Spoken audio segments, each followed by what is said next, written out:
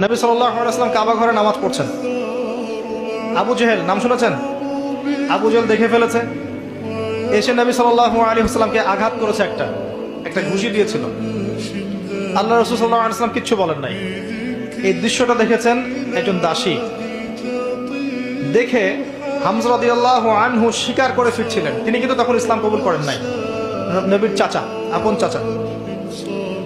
হামজা রাদিয়াল্লাহু আনহু আসছেন, তাকে বলছে ইয়া আবু আমারা, ইয়া আবা আমারা, হে হামজা, তার উপনাম ছিল এটা।